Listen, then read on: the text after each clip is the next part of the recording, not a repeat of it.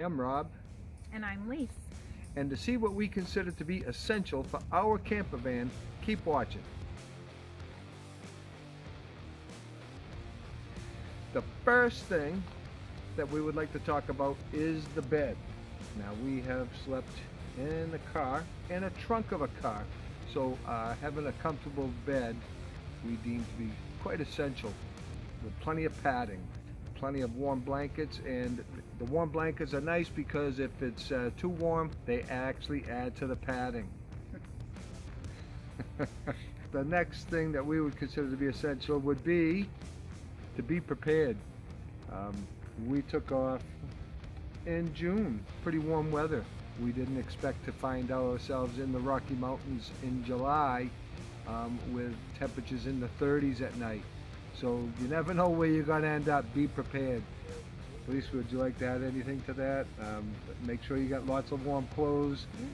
We didn't really bring like winter jackets, but thank goodness we brought extra clothes because I remember we were layering up pretty good on that trip because it Right. got pretty chilly at night. Yeah, and the sleeping bags came in handy. And the sleeping bag certainly came in handy, yes, for sure. The next thing that I would say is something that kind of caught us off guard, surprised us a little bit, was the music situation.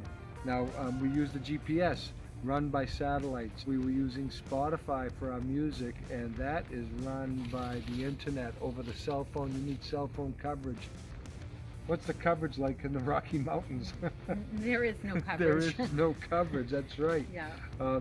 So that is something that we are in the process of shopping for right now for the van. We do want XM radio. We did have it in the Mazda, so we know how much fun it is. But that's a satellite radio. That is something that we do want to add for the van because there is no cell phone coverage depending on where you are. What would be the next thing? The window covers are. The window covers, yes. Now, some people cannot sleep if there's a little bit of light coming in. Uh, she doesn't like to have the light in. I don't mind. I like to see outside, but at the same time, I do understand. I mean, we have done that in Walmart before, parking under a street light or something like that. So we do have coverings for the windows. In fact, the covering for the windshield is awesome. We are actually in the process of improving our side window coverage. The other thing that I would add as far as windows goes is ventilation for the warm weather with the screens that we have been able to figure out how to put screens on those rear sliding door side windows. In fact, if you're curious to see how we did that, we'll put a link to that video at the end of this one. But that can be just as important as the window coverings, and the warmth in the Rockies is when you find yourself in the really hot weather is proper ventilation for those windows. The next thing that we would talk about would be USB ports. Lise was actually very good. She found us a couple of cool things that were rechargeable with USBs.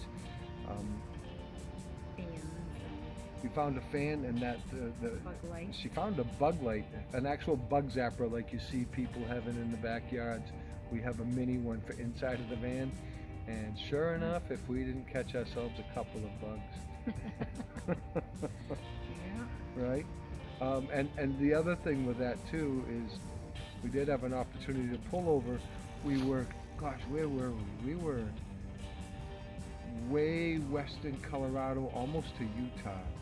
We were having an issue with our chargers, and we pulled over. I wish I had it in my hand right now. We found one that actually has like what 4 or 5 Yes. USB ports on there. I mean, we each have phones.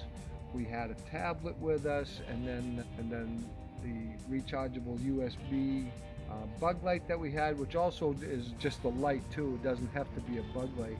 And then we also have a rechargeable USB fan as well.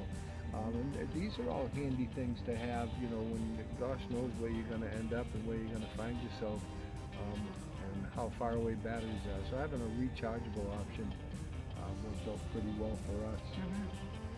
Some kind of cooking stove. some kind of cooking stove. So Lise did quite a bit of cooking while we were out there. We've tried 3 different cooking devices.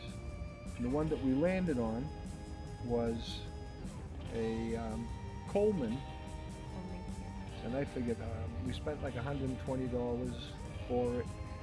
The first stove we spent like 40 or 50, maybe $60 on. We had a gas grill that we spent like $70 on. And we did figure out in this one area you do get what you pay for. Yeah. Remember trying to boil an egg? Yeah, just when you were heating the water up to boil an egg. So yeah.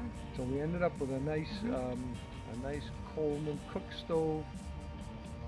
And what do you like to cook with? I mean, I know we have a tote in our van that is designated just for Lisa's kitchen and cooking stuff. Do you want to talk a little bit about what you have in that tote? Or what type of pan do you like? I was impressed with that. That was pretty nice. I have 2 cast iron pans that for the most part, that's what I use. They're virtually indestructible. They're inexpensive, really. Right.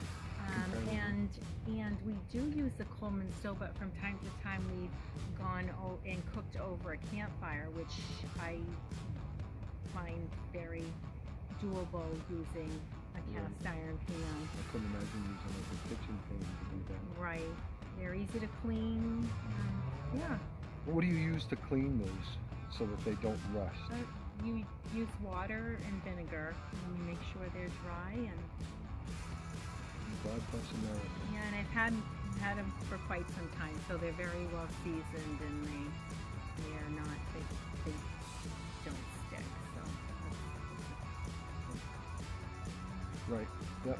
And I've actually seen her shut the heat off, and that cast iron was holding the heat, so she still was dropping eggs in there, cooking them after the stove was off. yes, that's another good thing. Because she had enough heat on that pan already. Yeah, they hold the heat. Once they're heated, they hold the heat well. So yeah. Excellent. If you want to make sure you don't miss future tips, future videos of ours, the best way to do that is by hitting the subscribe button.